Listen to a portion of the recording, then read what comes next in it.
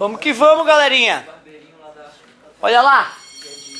Página 16, volume 3, Física D, questão 9 e 15. Um feixe estreito de luz monocromática, propagando-se num bloco de vidro imerso no ar, incide sobre uma face plana interna com ângulo de 45 graus, é o ângulo de incidência, como mostra a figura. Se o ângulo limite entre o vidro e o ar para a luz considerada é 42 graus, pode-se dizer que a melhor opção, que representa o trajeto seguido pelo raio depois que alcançou o ponto P, é a opção. E aí o ângulo limite é 42, o raio chegou dessa maneira. A, B, C, D ou E? Qual das opções representa a melhor representação para o que vai acontecer com o raio?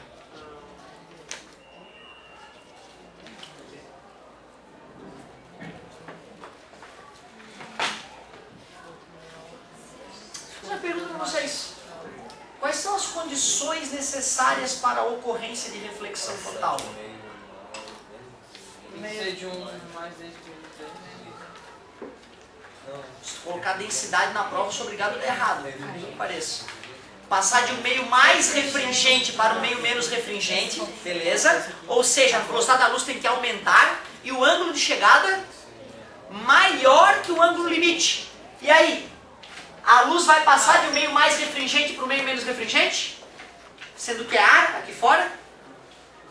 Vai, né? A velocidade vai aumentar. Primeira condição satisfeita. E o ângulo de incidência é maior ou menor que o limite? Maior. Maior, então vai ocorrer a reflexão total. Então o raio que vai voltar é o E.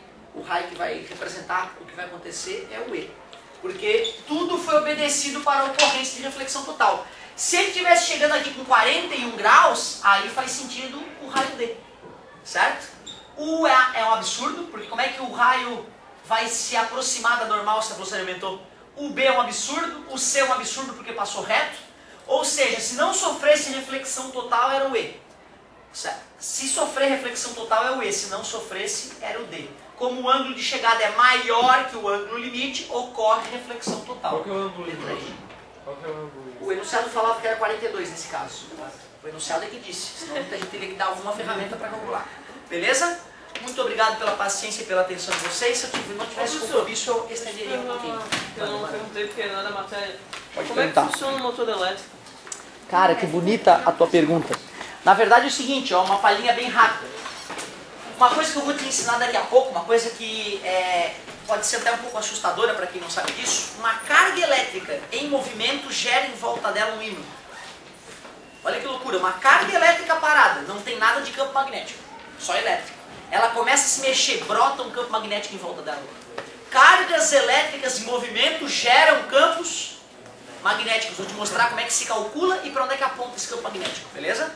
Então pensa bem, se eu tenho um ímã na jogada, polo norte e polo sul, e eu tenho um fio ali, se eu começar a fazer passar corrente elétrica por esse fio, ele vai gerar o seu campo magnético, que vai interagir com o campo magnético do ímã. Um campo vai fazer força no outro e essa coisa começa a girar loucamente ali dentro. Certo? Porque é o seguinte, ó, depende, pode ser o ímã ou pode ser isso aqui. Né? Depende onde é que tiver o rolamento do motor. Se isso aqui estiver fixo e o rolamento estiver aqui, né? Aí essa parte começa a girar. Beleza? Se eu quiser fixar isso aqui e deixar o ímã girando de volta, também posso. Certo? Beleza? Então é da interação entre o campo magnético permanente de um ímã e um campo magnético gerado por corrente elétrica dentro do motor. Ou seja, todo motor tem ímãs e tem fios enrolados. Beleza? Nós vamos ver em detalhe como é que se calcula cada parte do motor. Beleza? Bacana, boa pergunta, garoto. Falou, galerinha!